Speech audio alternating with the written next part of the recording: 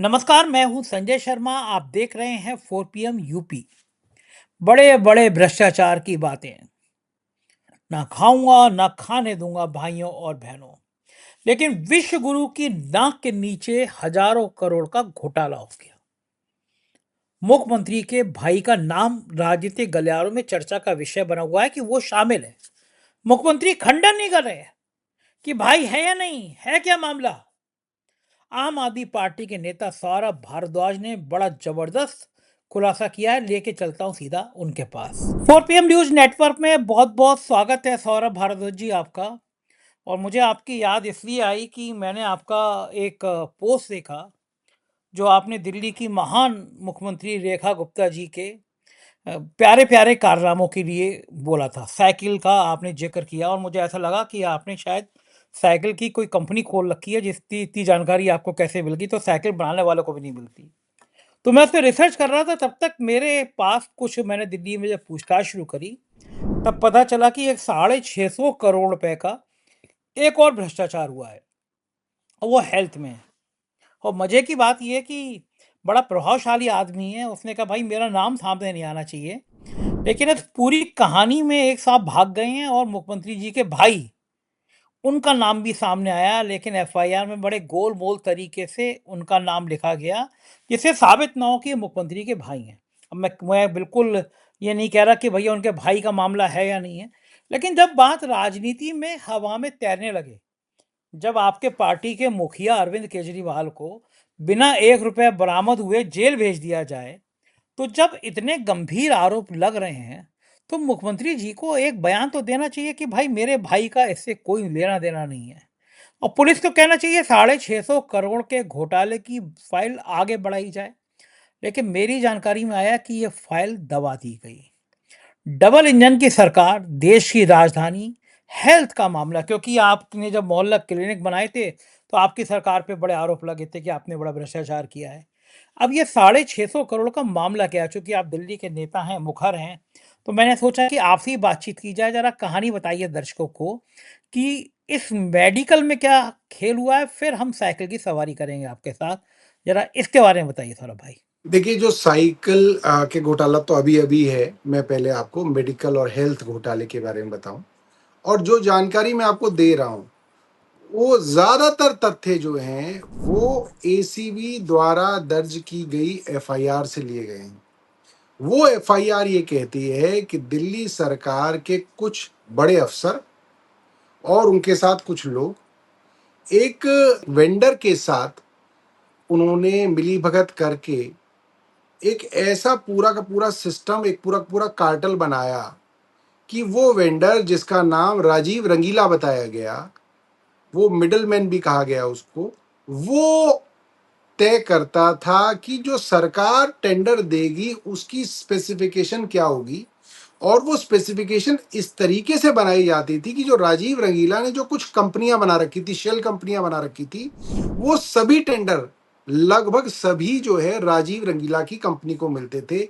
चाहे सरकार को ओआरएस खरीदना हो, चाहे सरकार को पोर्टेबल एक्सरे मशीन खरीदनी हो, चाहे सरकार को सी आर्म मशीन खरीदनी हो, चाहे सरकार को चादरें खरीदनी हो, इन सब के अंदर एसीबी कहती है कि ये जो है राजीव रंगीला और इनके साथ ये हेल्थ डिपार्टमेंट के बड़े बड़े लोग शामिल थे।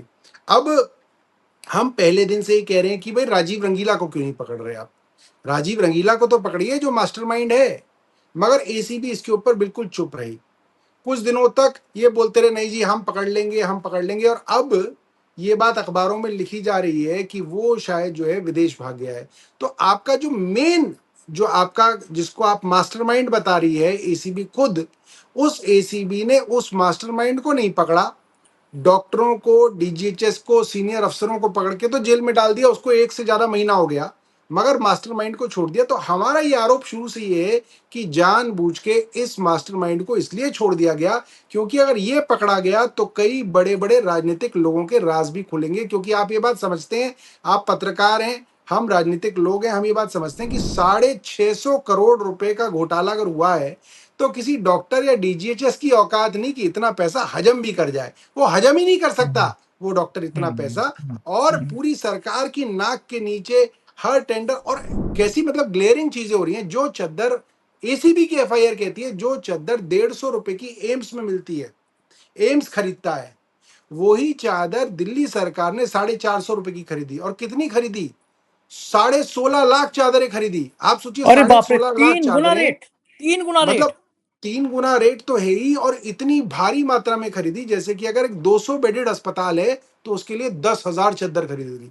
अब आप 10,000 चादरों को क्या करेंगे? पूरे अस्पताल में टांग देंगे क्या? उनको जमीन पे बिछा देंगे? करोगे क्या आप इतनी सादे? तो आपने, क्योंकि एक कमीशन उसके अंदर मोटा कमीशन तय था, इसलिए आपने भारी मात्रा में खरीदी। उसी एफआईआर में आरोप है जो ओआरएस का पैकेट 2.5 रुपए का मिलता है सरकार को, वो ओआरएस का पैकेट 15 रुपए का सरकार ने खरीदा। जो अरे बाप रे। पोर्टेबल एक्सरे मशीन, वो कंपनी, वही कंपनी उस पोर्टेबल एक्सरे मशीन को बाकी सरकारों को 10 लाख रुपए की देती है, वही एक्सरे मशीन दिल्ली सरकार ने 33 लाख रुपए की खरीदी है, 3 गुना ज्यादा दामों में। और सुनिए, बाप रे। टेंडर हुआ 2 मशीनों के लिए, तो बड़ी बड़ी कंपनियों ने भरा ही नहीं वो टेंडर, ये सोच के कि 2 मशीनें कौन खरीद बेचेगा, छोड़ो यार जाने दो। एक छोटी कंपनी जो राजीव रंगीला ने बनाई थी उसने भरा, 33 लाख का रेट दिया, और सरकार ने 2 की जगह 448 मशीनें खरीद ली उससे। अरे बाप आप रे। सोचिए, टेंडर 2 मशीनों का हुआ और खरीदी आपने 448 मशीनें, तो सिर्फ आप एक्सरे एक्सरे मशीन में आपने 100 करोड़ रुपए का खेल कर दिया। तो इस स्तर की, मतलब 45 करोड़ की मशीनें आपने 148 करोड़ रुपए में खरीदी। 103 करोड़ तो सीधे सीधा कमीशन खोरी के आरोप जो है एक्सरे मशीन में ही लग गए। दवाइयां थी, 100 करोड़ की दवाइयां खरीदी गई। बताया जाता है उस एफआईआर में 400 करोड़ रुपए में, यानी कि 300 करोड़ का कमीशन खाया गया। ये एफआईआर कह रही है, एसीबी की, मैं नहीं कह रहा। और उसके अंदर जो जांच है वो लगभग जो है फिलहाल ठप पड़ी हुई है, क्योंकि अब आप देखिए कई दिनों से अखबारों में उसके बारे में कुछ नहीं आ रहा है। बिल्कुल जो है अखबारों वालों से मेरी बात होती है, वो कहते हैं एसीबी कुछ बता ही नहीं रही है, कुछ जांच आगे बढ़ ही हम्म। नहीं रही है। तो अब क्या होगा, कुछ दिनों में वो जो डॉक्टर हैं उनको भी बेल मिल जाएगी। भाई अदालत ये कहेगी कि हम्म। जब तुम्हारी कोई जांच बढ़ ही नहीं रही है, जब मुख्य आरोपी सही बात तुमने है। भगा दिया या भाग गया, तो फिर किस बात को तुमने डॉक्टरों को अंदर रखा हुआ है? और बड़ी बात, इनकी जो फाइलें थी सरकार की, हेल्थ डिपार्टमेंट की फाइलें, जिसके अंदर ये टेंडर हुआ, ये ऊपर से नीचे तक अफसरों के साइन हुए, वर्क ऑर्डर हुआ, परचेज ऑर्डर हुआ, पेमेंट दी गई, वो फाइलें गायब हैं। सौरभ जी, इतना इतना बड़ा काम हो, फाइलों में कागज गायब हो गए। पूरी की पूरी फाइलें ही गायब हो गई संजय जी, फाइलों के कागज नहीं। अब आप सोचिए, दिल्ली सरकार के हर ऑफिस के अंदर 24 घंटे सीसीटीवी चलता है, बाहर हम्म। चौकीदार रहता है, रात को ऑफिस बंद भी करा जाता है तो भी चौकीदार सोता है वहां पे। चौकीदारी चाबी तो जो चोर है है देश एक निर्धारित आदमी के चौकीदारी पास होती है। चौकी चौकीदारी तो चोर है देश का। हाँ, तो आप सोचिए, गायब हो गई, फाइलें गायब हो गई। और अभी तक कोई, मतलब ये सरकार बताने को तैयार नहीं है कि भाई ये फाइलें कैसे गायब हो गई, सीसीटीवी फुटेज क्या बता रही है, कुछ तो बताइए। सब चुप बैठे हैं बिल्कुल इसके ऊपर। बाप रे बाप।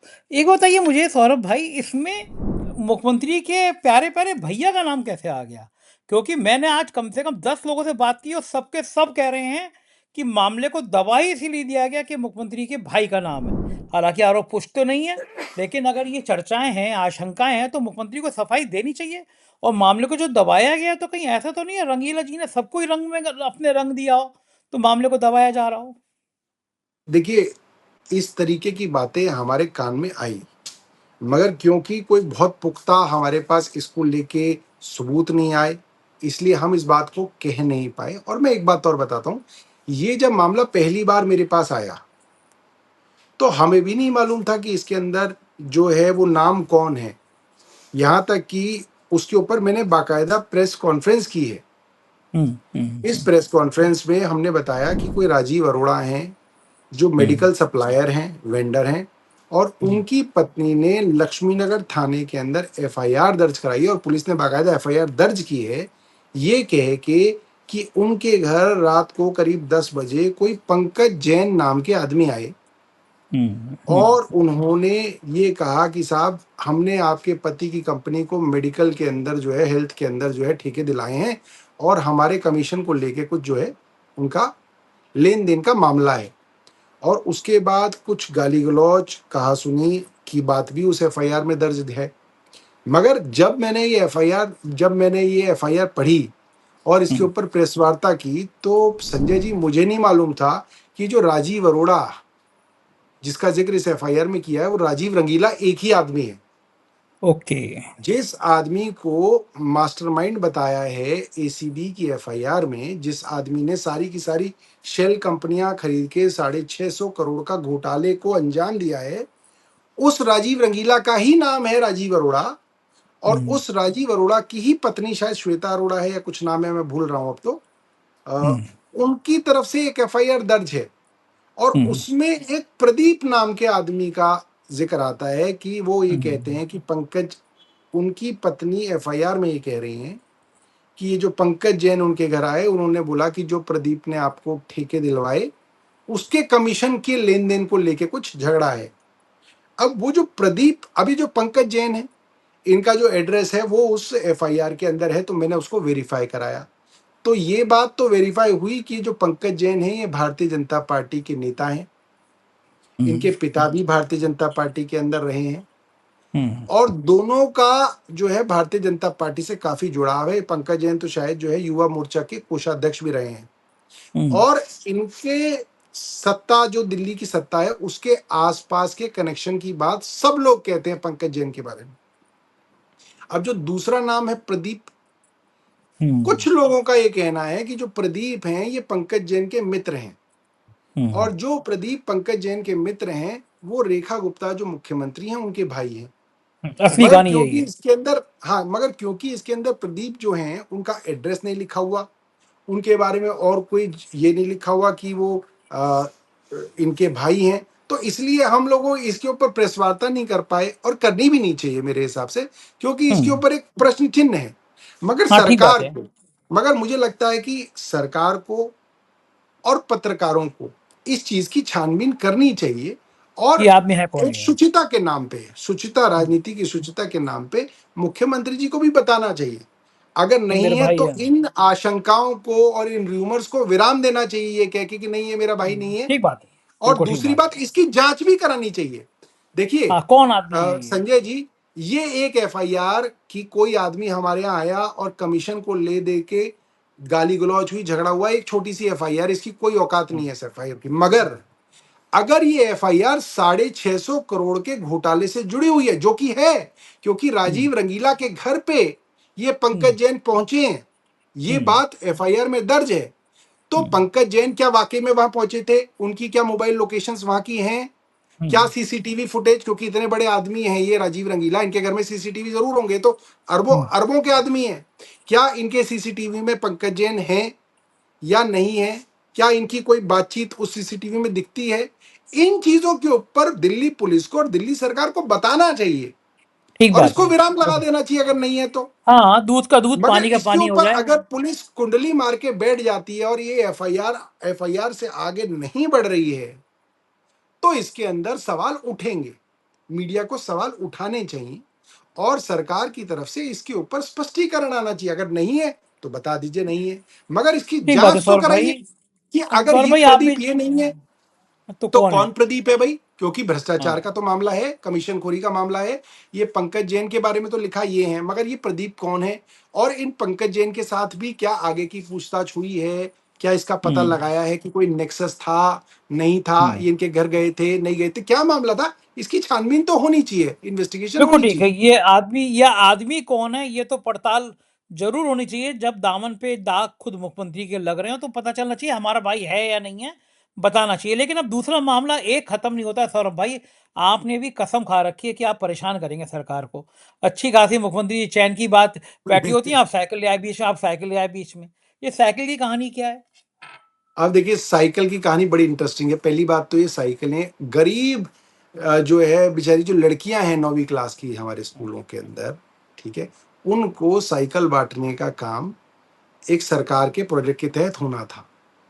अब जाहिर सी बात है संजय जी, अगर आपको अपने बच्चे के लिए साइकिल लेनी होगी, आप गूगल करेंगे, कितनी सारी ऑनलाइन कंपनियां, आप उसके अंदर रेट देखेंगे और फिर आप हम्म। जो है, हमारी होलसेल मार्केट है दिल्ली में, जैसे झंडेवालान के अंदर सबको पता है मार्केट है, वहां आप जाएंगे, एक बच्चे के लिए एक साइकिल खरीद लेंगे।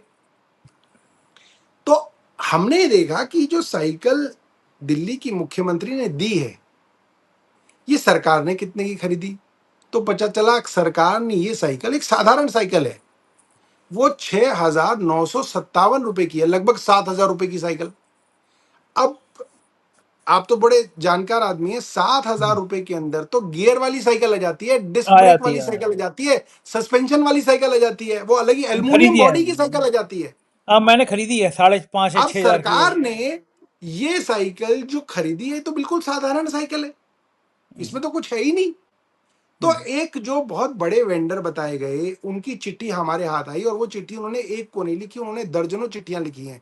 मुख्यमंत्री को लिखी, डायरेक्टर एजुकेशन को लिखी, एलजी को लिखी, उन्होंने सीवीसी और ये जांच एजेंसियों तक को चिट्ठी लिखी कि उन्होंने ये कहा कि भाई मैं वो वेंडर हूं जिन्होंने भारतीय जनता पार्टी की ही मध्य प्रदेश और गुजरात और असम जैसी सरकारों में लाखों साइकिलें दी हैं, और जिस साइकिल को आपने टेंडर किया है करीब 7,000 रुपए का, वो साइकिल आप मुझसे 4100 रुपए में ले लीजिए।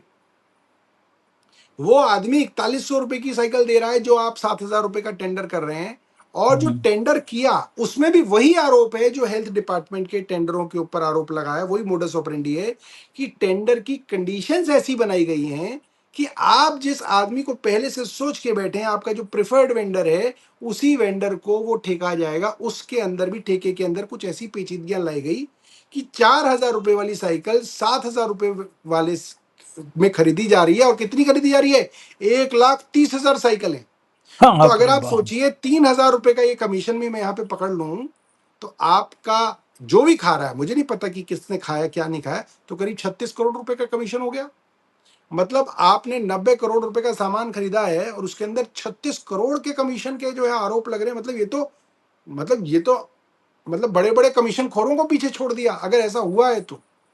और ये चीज सरकार बता नहीं रही है, हम बार बार सरकार से पूछ रहे हैं। जैसे सरकार की तरफ से एक प्रेस कॉन्फ्रेंस की गई और उसमें कहा गया हम्म, नहीं साहब 4,000 रुपए की तो साइकिल आती है, मगर हमारा मॉडल बड़ा उत्तम है। तो हम्म, भैया मॉडल ही बता दो। संजय जी, हम 2 दिन से सरकार से वीडियो बना के प्रेस कॉन्फ्रेंस करके रेखा गुप्ता जी को टैग करके पूछ रहे हैं, आशीष सूद जो इसके मंत्री हैं उनको टैग करके पूछ रहे हैं, भैया वो मॉडल बता दो सरकार कि वो हम्म, हीरो का कौन सा मॉडल है जो आपने 6,957 रुपए में खरीदा। सरकार मॉडल बताने के लिए तैयार नहीं है। क्यों नहीं है? क्योंकि जैसे ही हम्म, मॉडल बताएंगे, आप और मेरे जैसे लोग गूगल के अंदर डालेंगे और देखेंगे अमेजन में कितने की है, स्नैपडील में कितने की है। अगर हम्म, वो अमेजन के अंदर एक साइकिल संजय शर्मा जी के बेटे के लिए 6,500 रुपए की आ रही है, तो मैं अंदाजा लगा सकता हूं कि थोक में जब मैं वो 1,30,000 साइकिलें हीरो से डायरेक्ट खरीदूंगा, तो जाहिर सी बात है 5,000, 4,500, 4,000 रुपए में आनी चाहिए। हम्म। तो इसीलिए सरकार मॉडल तक नहीं बताना चाहती, क्योंकि सरकार इसको लेकर डरी हुई। सौरभ जी, डबल इंजन सरकार में तेल भी डबल खर्च होता है। प्राइम मिनिस्टर वहां बैठे हैं, नहा उन्होंने नारा लगाया था कि चौकीदार हूं, ना खाऊंगा ना खाने दूंगा। तो ये सब जो नहीं, दिल्ली में घटता है, उनके अड़ोस पड़ोस में घटता है, तो हमारे प्रधानमंत्री जी को पता चलता नहीं होगा ये? क्या आपको क्या लगता अब है ये अब आसानी देखिए, से? ये बात बड़ी हैरानी वाली बात है कि कल परसों ही खबर छपी है अखबार में, 2 बार अखबारों में, अलग अलग हिंदी अखबारों में छपी है कि ये जो 650 करोड़ रुपए का हेल्थ घोटाला हुआ है, इसके लिए प्रधानमंत्री कार्यालय से प्रश्न उठने शुरू हो गए हैं। और क्योंकि कई सारे हेल्थ के स्कीम्स होती हैं, जैसे पोलियो हम्म, उन्मूलन हो गया, और कई सारे बड़े बड़े प्रोग्राम्स होते हैं जो पूरे देश में रन किए जाते हैं। हम्म, बताया हम्म, जाता है क्योंकि आपने इसके अंदर दवाइयों में भी एक बड़ा घोटाला किया, तो वो हम्म, स्कीम्स जो हैं सेंट्रल गवर्नमेंट की, वो प्रभावित हुई हैं। और अगर किसी भी राज्य के अंदर कोई हेल्थ स्कीम प्रभावित होती है, तो वो पूरे देश के लिए हम्म, जो है वो प्रॉब्लम हो जाती है, क्योंकि वो वाली चीजें जो आपने बाकी जगह जिनका उन्मूलन कर दिया, वो अगर दिल्ली या किसी राज्य में नहीं होगा तो वो वापिस आ जाएगी। आपका हम्म, करोड़ों रुपए सरकार का जो पूरे देश में खर्च हो रहा है वो खराब हो जाएगा। तो मैंने ये हम्म, पढ़ा कि पीएमओ से इसके बारे में जानकारी मांगी जा रही है, मगर अगर कुछ हो नहीं रहा। बताया तो ये भी गया था कि ईडी के अंदर ये जांच चली गई है। कई बार अखबारों के अंदर छपा कि ईडी ने कागज मंगा लिए हैं, मगर साहब देखिए, ईडी ने अब तक छापा नहीं मारा। हमारा होता तो झूठे को भी कोई सौरभ हाँ, भारद्वाज कह देता, तो अब तक घर में ईडी आ चुकी होती, जेल जा चुके होते हैं अब आप। तक जांच कर चुके होते, जेल भी भेज चुके होते। बिल्कुल। जेल भेज चुके होते हैं। यहां पे तो साहब 3 अफसरों को अंदर करके कह रहे हैं कि हाँ जो है, अभी जांच जो है स्लो चल रही है। सौरभ भाई, अब आप लोग करेंगे क्या? देखिए, मीडिया को बहुत सारे काम है, अकेला आप ही का काम नहीं है। उसे अब्दुल की चूड़ी टाइट करनी है, उसे पाकिस्तान और मुसलमान का नाम आरापना है। तो आप ये तो भूल जाइए कि जो अपने आप को बड़ी मीडिया कहती थी, हालांकि बैंड बज गई है। एक बड़े चैनल से 100 150 लोग निकाल दिए गए हैं क्योंकि बजट गड़बड़ा गया। लोगों ने देख लिया कि इनको कोई देखता नहीं संजय है। जी, मैं आपको एक बात बताऊं, देखते तो हम्म, हैं लोग उस मीडिया हम्म, को, मगर जो हम्म, देखते हैं ना, हम्म, वो लोग हैं जो जो अब जीवन में कुछ करने, मतलब देखिए, मीडिया चलता है एडवर्टीजमेंट से। हाँ, एडवर्टीजमेंट वो कंपनी देती है जो कहती है कि जो आदमी एडवर्टीजमेंट देख रहा है वो कुछ खरीद भी रहा है, नहीं खरीद रहा। खरीद ये रहा है। जो कन्वेंशनल मीडिया है, ये अब वो लोग देख रहे हैं जिनको ना कुछ खरीदना है ना कुछ बेचना है। उनके घर तो बस ये ना, जैसे आपका सोफा रखा हुआ है, अलमारी रखी हुई है, ऐसे ही एक टीवी भी रखा हुआ है। जैसे पंखा चल रहा है वो टीवी चल रहा है, पूरे दिन चल रहा है। हम्म, वो पूरे दिन बस चल रहा है, रेडियो की तरह चल बज रहा रहा है। है। तो ये बड़े बड़े एडवर्टाइजर्स को भी समझ में आ गया है कि इन टीवी चैनल्स के अंदर जो आप ऐड दे रहे हैं, उसका कन्वर्जन नहीं हो रहा। जो दिख नहीं रहा। असली जो असली कंज्यूमर है देश का, जो समझता है, चीजें खरीदता है, वो कंज्यूमर अब कन्वेंशनल टीवी को देखना बंद कर चुका है। वो अपने काम की खबरें यूट्यूब पे और सोशल मीडिया पर देखता है, इंस्टाग्राम पे देखता है, उसको देख के अपनी राय बनाता है। और इसीलिए ये जो सरकार है वो अब सोशल मीडिया से घबराई हुई है। जो ये सरकार बार बार कह रही है ना, हम इन्फ्लुएंसर्स के पीछे लगेंगे, हम इसके पीछे लगेंगे, हम उसके पीछे लगेंगे, इसीलिए कह रहे हैं क्योंकि जो कन्वेंशनल मीडिया की दुकान है वो अब बंद हो रही है। अब ये आखिरी दिनों के अंदर ये दुकान चल रही है, और इनको इतना डर सरकार से लगता है कि सरकार से तो सवाल ये पूछते ही नहीं है। अगर आप बहुत कहोगे तो ये अपोजिशन से सवाल पूछ लेंगे। लेकिन आप जैसे नेता लोग जो हैं, आपने भी बड़ा बुरा किया है। अच्छी खासी आप राजनीति कर रहे हैं, आप हमारे धंधे में आ गए। हम लोग यूट्यूब नहीं से अपनी सर, मैंने रोजी रोटी यूट्यूब कमाते बंद थे, कर तो रखा है सर। आपने भी यूट्यूब पे ही शुरू कर दिया, तो नहीं नहीं, सौरभ भाई मैंने हम लोगों को यूट्यूब का जो तो चैनल खोला था, जी, जी, तो सर जी, जी, उसके जी। बाद मुझे पता चला, क्योंकि यूट्यूब के चैनल पे अगर मैं अपना कंटेंट हाँ, डालता हूं तो बहुत सारे जो है ना लोग उसको उठाते नहीं है, सोच के कि ये जो है उठ ये तो कॉपीराइट हो अपने पे जाएगा। इसमें हाँ, तो मैं हाँ। कई महीनों से सर मैं यूट्यूब पे नहीं डालता। अब मैं जो भी बहुत ही बनाता अच्छा हूँ, हुआ। हम लोगों ने मैं उसको दुआ की थी ट्विटर कि पे आप ना चलाएं, क्योंकि हम लोगों की रोजी रोटी पे संकट होगा, हमारे कुछ नहीं, मैं उसको व्यूअरशिप जो ट्विटर आया। पे, फेसबुक पे, इंस्टाग्राम पे डालता हूँ। यूट्यूब पे बिल्कुल ना के बराबर डाल रहा हूँ सर। मैं देख रहा था। सौरभ भाई, ये बताइए कि एक बड़ी क्रांति इस देश में हुई है, और दिल्ली में जिस आंदोलन से आप लोग आए राजनीति में, अन्ना जी के आंदोलन से, देश ने उससे भी ज़्यादा एक बड़ा आंदोलन देखा। मैं उससे ज़्यादा बड़ा इसलिए देख रहा हूँ कि अब तो आपके आंदोलन के पीछे कौन-कौन थे इसकी चर्चा करना बेकार है। लेकिन जो चेहरे थे उन्होंने बहुत देश को शर्मसार कर दिया।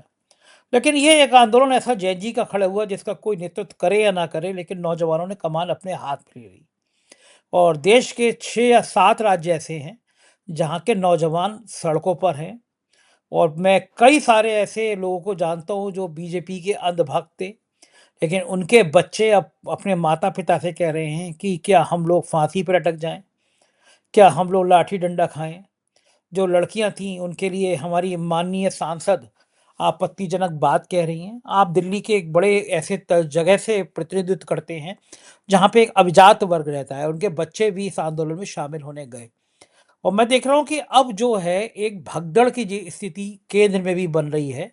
नीतीश कुमार का अचानक एक्टिव हो जाना, भारतीय जनता पार्टी के राष्ट्रीय अध्यक्ष का अपनी बूथ से हार जाना, रविशंकर प्रसाद का अपने बूथ से हार जाना, देश में एक नई क्रांति पैदा हो रही है जो इन नौजवानों ने पैदा कर दी, अचानक कर दी। और मैं कहने कहने में कोई शर्म नहीं है कि आप पॉलिटिकल पार्टी के लोग हैं।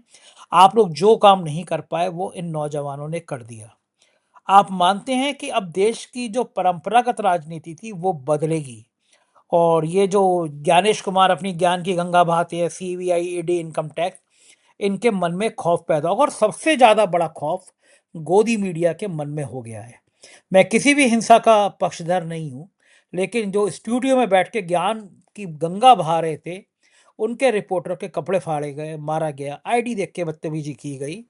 और मैंने कहा जनाब कश्यप जी ने, जो टीचर खान सर के संग विवाद हुआ, तो उन्होंने टीचरों के साथ-साथ मुझ पर मुकदमा किया। मतलब अकेला यूट्यूब चैनल 4 पीएम ऐसा था, जिस पे आज तक ने मुकदमा किया। तो मैंने कहा हाँ, कि अंजना जी पत्रकारिता देखनी हो, तो जंतर-मंतर पर एक दिन आप भी चलिए और एक दिन मैं भी चलूँगा। ना मेरे संग सुरक्षाकर्मी होगा, ना आपके साथ होगा।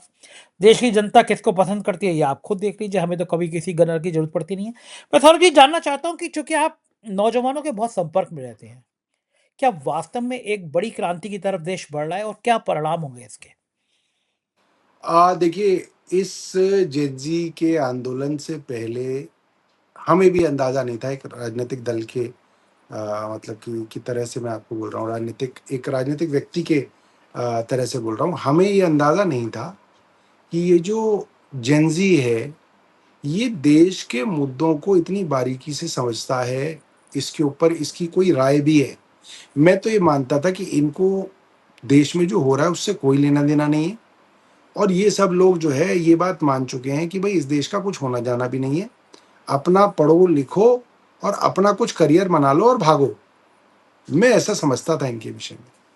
मगर इस आंदोलन के अंदर मैं कई बार गया, बिना लाव लश्कर के गया, और मैं बहुत सारे लोगों के साथ बैठकर मैंने उनसे चर्चा भी की।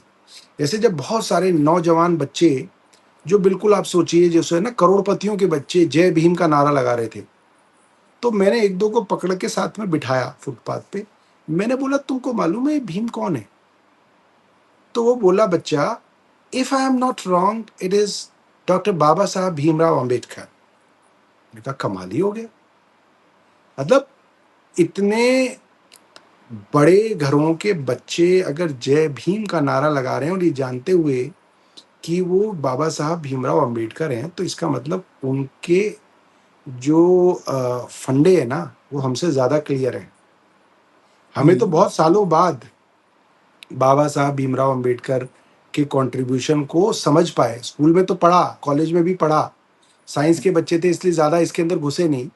मगर बहुत सालों बाद धीरे धीरे जब पॉलिटिक्स में आए तो ये सारी चीजें समझे, राइट क्या है, लेफ्ट क्या है, बाबा साहब ने क्या किया, भगत सिंह जी ने क्या किया, ये सब बाद में समझे। मगर ये बच्चे जानते हैं, और ये लोग जो है बहुत जो है, आप ये मानिए कि ये घर में भी बहुत ज्यादा कदर नहीं करते किसी की। कि जैसे अगर पिताजी इनको कोई राय दे रहे हैं तो ये जी पिताजी करके उनकी राय लेते हैं, ऐसा नहीं है। या मम्मी अगर इनको स्कूल जाते वक्त कुछ कह रही है तो ये मम्मी की बात मान ही लेती है कि 2 चोटी बनानी है तो 2 चोटी, ऐसा नहीं है। ये अलग तरीके के जो है, आप ये सोचिए कि ये क्रांतिकारी टाइप के हैं, भगत सिंह टाइप के। जो कहते थे ना लोग कि भगत सिंह पैदा तो हो मगर अपने घर ना हो, दूसरों के घर हो। दूसरे घरों में हो। मैं ये मानता हूँ ये हर घर में भगत सिंह पैदा हो गया है, हर घर हम्म, में ये लक्ष्मीबाई पैदा हो गई हैं। और ये कैसे हो गई हैं मुझे नहीं पता, इन्होंने कहाँ से इस चीज को धारण किया मुझे अभी भी नहीं समझ में आ रहा है। लोग कह रहे हैं इंस्टाग्राम से इनको मिला, बट मुझे नहीं पता, क्योंकि इतने सारे हमारे घरों के बच्चे इंस्टाग्राम देखते ही नहीं है, सही इनके पास बात है। फोन ही नहीं है। जैसे मेरे मेरे घर के जो बच्चे हैं, मेरा भतीजा है, नीस है, नेफ्यू हैं, इनके पास फोन ही नहीं दिए। क्योंकि जनरली क्या है, जो अच्छे पढ़े लिखे लोग हैं जो समझते हैं, वो 12वीं से पहले अपने बच्चों को फोन वोन दिलाते नहीं है ना, वो हम्म उनको इंटरनेट की एक्सेस देते हैं। उनको उतनी हम्म एक्सेस है कि वो अपने स्कूल का कोई प्रोजेक्ट कर लें, बंद कर दें, उनके अकाउंट्स वगैरह भी नहीं है। हम्म तो इनको जरूर इंस्टाग्राम को से तो जरूर हो सकता है कॉलेज वाले बच्चों को कुछ ना कुछ मिला हो, मगर कहीं ना कहीं ये मान लीजिए कि कोई और ही जगह है जहां से इनके अंदर ये क्रांति पैदा हुई है। शायद शायद संजय जी ये क्रांति इसलिए पैदा हुई है क्योंकि आपने सबको चुप करा दिया। आप सोचिए हम्म कहीं तो आप एक जो है ना वो प्रेशर कुकर का एक वॉल्व तो देंगे आप। हम्म आपने सबसे पहले जो है मीडिया को चुप करा दिया। तो जो बच्चे के मन में सवाल थे, अगर शाम को 8 बजे वो रवीश कुमार या संजय शर्मा पूछ लेते टीवी पे, तो हम्म। सवाल उसका होता कि हाँ चल मेरा सवाल आ गया कहीं पे। अब ठीक उसके बात है। मन में जो सवाल है वो कोई पूछ ही नहीं रहा। हम्म अच्छा, उसको लगता था कि जुडिशरी कुछ करेगी, जुडिशरी से भी कोई बहुत अच्छे जो है, ऐसा नहीं लगता है कि हम्म तुरंत जो है सरकार के ऊपर कोई कार्रवाई हो रही हो या तुरंत सरकारों हम्म से कुछ पूछा जाता हो। वो भी वहां पे भी वैसा नहीं है जैसा होना चाहिए था। हम्म हम्म फिर आपकी जो ईडी हो गई, सीबीआई हो गई, इलेक्शन कमीशन हो गए, जो पूरे के पूरे तंत्र थे हम्म जिनसे आप कहीं ना कहीं सरकार की जवाबदेही तय करते, वो तंत्र भी पूरी की तरह से खत्म हो गए। आपके एमएलए, काउंसलर, सांसद, ये सब लोग अगर बीजेपी के हैं तो आप ये मान लीजिए कि 3-3 घंटे की आरडब्ल्यू की मीटिंग खत्म हो जाएगी, भारतीय जनता पार्टी के एमएलए और सांसद से कोई उठ के सवाल नहीं पूछ सकता। अगर हम्म। वही वही मीटिंग आम आदमी पार्टी का विधायक ले रहा होगा तो शुरू से एंड तो तक सवाल ही खत्म नहीं होंगे। सवाल ही खत्म नहीं होगा। मतलब ठीक उन बात। व्हाट्सएप ग्रुप्स पे जिन पे जब तक एमएलए आम आदमी पार्टी का था तो पानी अगर 1 घंटे लेट हो गया तो 20 व्हाट्सएप मैसेज आते थे, व्हाट इज एमएलए डूइंग, क्या नहीं कर रहे, क्यों नहीं आया, क्या हो गया। अब 3-3 दिन तक पानी नहीं आता तो किसी की हिम्मत नहीं होती व्हाट्सएप ग्रुप पे ये डाल दे कि पानी नहीं आया, क्योंकि तुरंत एमएलए के यहाँ से फोन आ जाएगा, हाँ भाई क्या परेशानी है, क्या समस्या है? ज्यादा दिक्कत है। ज्यादा दिक्कत है हाँ। तुम्हें? तो हम्म। तो ये जो बच्चे हैं ये इस चीज को देख रहे हैं कि ये पूरा का पूरा जो गला घोटा जा रहा है समाज का। अब उनके हाँ। माँ बाप तो डर रहे हैं कि हमारे यहाँ छापा ना पड़ जाए, हमारे ईडी ना आ जाए, मेरे घर पे जो है एमसीडी जो है बुलडोजर ना चला दे। मगर बच्चे को अभी कोई फर्क नहीं पड़ रहा, बच्चा कह रहा है देखी जाएगी। तो जो देखी जाएगी वाला जो बच्चे का जो दिमाग में चल रहा है ना, वो सरकार के लिए बड़ा खतरनाक है। और ये जितने भी मुकदमे करा रहे हैं, जितनी भी ये जो गाली गलौज चल रही है बच्चों के साथ, ये जो बड़े बड़े एडिटर छोटी छोटी बच्चियों के पीछे पड़े हुए हैं, जो ये हम्म। उनके घर पहुंच रहे हैं, जो उनसे हाथ जोड़ के माफी मंगवाई जा रही है, ये सब उस यूथ का गुस्सा बढ़ा रहे हैं। ठीक बात है, आपको बिल्कुल सहमत करना हूँ, ये था कि गुस्सा है। आपने इस्तीफा करा दिया, आपको अपना बड़प्पन दिखाना चाहिए था मोदी जी को कि भाई देखो तुम लोग परेशान थे, मैंने उसका इस्तीफा खत्म करा दिया, बात खत्म हो गई। इन्होंने बात खत्म नहीं की, इन्होंने माफ कहा कर दिया। तुम्हारी ऐसी की तैसी मैं करूंगा, और हम्म। ऐसे करूंगा कि तुम मेरे पे उंगली भी नहीं उठा पाओगे, मेरी आर्मी करेगी, मेरी ट्रोल आर्मी हम्म। करेगी, मेरे ये जो हम्म। बड़े बड़े चैनलों के एडिटर्स हैं और ये हैं पत्रकार ये करेंगे। तो ये आप सोचिए उन बच्चों को समझ में नहीं आ रहा क्या? आप जो कर रहे हो उनको हम्म। समझ में नहीं आ रहा? जिन बच्चों को ये पता था कि ये गोदी मीडिया और इसको हम बोलने ही नहीं देंगे, मतलब हम्म। हम तो पॉलिटिकल लोग हैं, हम में आज तक इतनी हिम्मत नहीं आई कि हम इस मीडिया को नकार दें और कहें कि तुमसे बात नहीं हम्म। करेंगे। हम कहीं ठीक ना बात है। कहीं अपने इस लालच में फंसे रहते हैं कि नहीं यार, अगर हम नहीं जाएंगे आ तो जाए। देखो हाँ। कांग्रेस चली जाएगी, अगर कांग्रेस नहीं हाँ। जाएगी तो देखो सपा चली जाएगी, हमारा स्पेस कोई दूसरा ले जाएगा। इस चक्कर में हम अपने स्पेस के चक्कर में लगे हुए हैं कि ठीक हमारा बात है, स्पेस कोई सहमत। ना खा जाए। मगर इन बच्चों को लगा कि भाड़ में गया स्पेस, हमें जाना ही नहीं, ना इनसे बात करनी, ना इन्हें घुसने देना। तो ये लोग, मैं हम्म। बता तो रहा हूँ, ये लोग अलग वायरिंग से हैं, इनका दिमाग की जो वायरिंग है वो अलग है। लेकिन जो हमारे मोदी जी के प्रिय सांसद हैं विदुड़ी जी, भूतपूर्व सांसद, तो वो कह रहे हैं कि ये बच्चे तो सब वही पंचर लगाने वाले हैं। मतलब नाम नहीं लिया उन्होंने, कह तो दिया ही उन्होंने कि मुसलमानों के बच्चे हैं, चिंता नहीं करनी। तो क्या ये इतने सारे पंचर जोड़ने वाले बच्चे आ गए थे क्या? देखिए, विधुड़ी जी जैसे सांसद ही दोबारा जेंजी का आंदोलन करवाएंगे। अगर ये ना होते तो बेचारे जेंजी वाले फिर घर ही ना बैठ जाएंगे। मगर हम्म। जो बड़े आंदोलन के संकेत आप जो दे रहे हो वो हम्म। इसीलिए तो होगा क्योंकि भारतीय जनता पार्टी में रमेश विधुड़ी हैं, टीवी चैनल में अमन अमन अरोड़ा है, क्या नाम है उनका जो भी है, चोपड़ा। अमन कंगना चोपड़ा कंगना हैं। और कंगना रनौत हैं। ये क्या नाम है, बड़े क्या नाम है रिपब्लिक वाले अर्नब गोस्वामी हैं। और जो है इनके जो यूट्यूब चैनल वाले बहुत सारे नए नए इन्फ्लुएंसर हैं। तो कंगना ये सब रनौत जी है, हैं। इसीलिए तो जेएनजी जो है दोबारा तैयारी कंगना करेगा। रनौत जी तो एक कदम लड़कियों के मामले में एक कदम और आगे बढ़ गई सांसद हो के। कगरा जी ने देखिए कितनी भद्दी बात की। अब आप सोचिए वो टीवी वो टेलीविजन फिल्म इंडस्ट्री में रही हैं, अगर ये जेंजी आ जाए अपनी पे तो कहाँ कहाँ से कौन कौन सी फोटो निकाल के डालेगा। डाल ही रहा है आप वो, समझ निकाल नहीं रहे निकाल कि के। आप इनको उकसा रहे हैं, आप बेवजह ठीक ही बात। इन्हें उकसा रहे हैं। हम्म। ठीक बात है, एक नई क्रांति है। और मैं तो चाहूंगा कि जब इस तरह के भ्रष्टाचार के मामले, चाहे सौरभ भारद्वाज खोलें या कांग्रेस के लोग खोले या कोई भी खोले, तो इन अब इस जैन जी को ही इस आंदोलन की कमान संभालनी चाहिए। इन टीवी चैनलों के सामने जाके शांतिपूर्व गांधी जी के रास्ते पे चल के धरना देना चाहिए कि भैया ये साइकिल कांड हो गया करोड़ों रुपए का, इस पे जवाब क्यों नहीं दे रहा मिनिस्टर? हेल्थ में बिल्कुल। घोटाला हो गया तो कौन है ये, मुख्यमंत्री के भाई हैं या नहीं, क्यों नहीं बता रहा? मुझे लग रहा है अब ये नौजवान ही इस देश की राजनीति बदलेंगे और शायद सरकार को भी समझ आएगी। बहुत बहुत शुक्रिया सौरभ जी, आपने थैंक मुझे यू। समय दिया, बातचीत की। Thank you sir. तो ये थे सौरभ भारद्वाज, आपने सुना। और ये सारे आंकड़े हैं, दिल्ली पुलिस के आंकड़े हैं, भ्रष्टाचार के बेईमानी की जीती जागती मिसाल है। कहाँ चली गई ईमानदारी की बातें? क्या चौकीदारी चोर है? आपको कैसी लगी बातचीत बताइएगा जरूर। शुक्रिया, थैंक यू।